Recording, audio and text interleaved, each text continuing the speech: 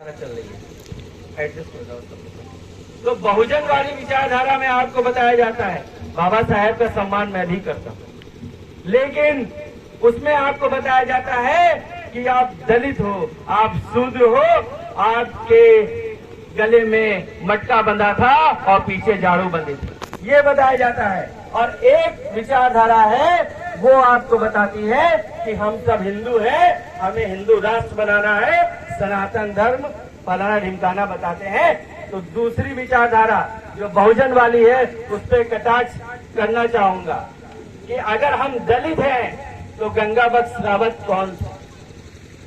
क्योंकि दलितों के तो राजा नहीं होते, दलितों को तो पानी पीने का अधिकार नहीं होता, दलितों को तो उनकी परछाई पड़ जाती है, तो लोग शुद्ध होने के लिए गंगा जल अपने ऊपर विसर्जित करते हैं। तो ये गंगा बख्श रावत 200 गांव के मालिक कैसे हो गए? बिजली पासी कहां से आ गए? सुहेल दो पासी कहां से आ गए? और वीरा पासी कहां से आ गए?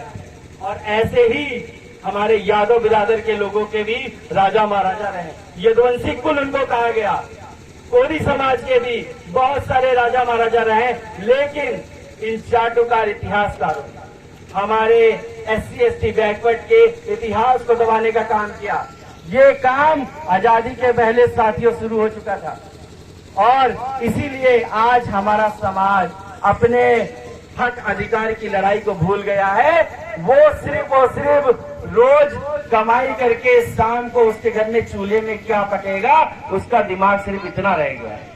वो जीने को ही अपना विकास समझ बैठा है, जबकि जीने के अलावा भी बहुत कुछ है। अरे एक मवेशी जानवर, गाय है, कुत्ता है, बिल्ली है, अलग अलग जानवर हैं, वो सिर्फ तन पे कपड़ा नहीं पहनते हैं, क्या वो जीते नहीं है? क्या उनको खाना नहीं मिलता?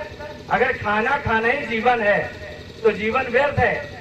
अगर आप मानव योनि में जन्म लिए हैं तो लोगों के कल्याण के लिए काम करिए, कुछ ऐसा काम करके दिखाइए कि आपके मरने के बाद भी आपको याद किया जाए और महापुरुषों की लाइन में आपका भी फोटो आ सके। ऐसे काम को करना शुरू करिए साथियों। और सबसे पहले जो मेरी माताएं बहनें यहाँ पे आई हुई हैं, मैं उनका बहुत सम्मान करना चाहूंगा।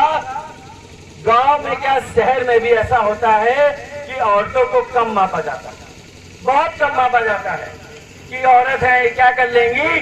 तो मैं उनको बता दूं, उदा देवी पासी का नाम सुना होगा आप लोगों ने, वीरांगना उदा देवी पासी, जिन्होंने 36 अंग्रेजों को मारा और उस समय मारा जब सिकंदराबाद बाग में 2000 भारतीय सैनिकों की लाशें छद विचद हालत में पड़ी होंगी। और समझिए आज कहीं हाईवे पे या रोड पे एक्सीडेंट हो जाए और किसी के अंदर की मांसपेशियां बाहर आ जाए तो देख के बड़े बड़े 6-6 फुट वालों को भी उल्टी आ जाती है। क्यों? सही कह रहा हूं कि नहीं? उस खून को देख के अच्छे लोगों को उल्टी आ जाती है। उस महिला ने 2000 सैनिकों की लाशें पड़ी थी, तब उसने हथियार उठाकर 36 अंग्रेजों को मारा। तो महिलाओं को कम मत समझिए, देवी का रूप महिलाओं को ही दिया गया है। अगर मैं यहाँ खड़ा हूँ तो उसकी जिम्मेदार भी एक महिला है, मेरी माँ है। अगर वो मुझे संस्कार न देती, वो मुझे भाषा में मजबूत न करती, तो आज मैं आके यहाँ पे आपके सामने कुछ बोल ना पाता। हाँ, ज्ञान रहता, ज्ञान बहुत लोगों को होता है, लेकिन 100 लोगों में, 1000 लोगों में अपनी बात को कह जाए, वही तो ज्ञान को आगे बढ़ाएगा।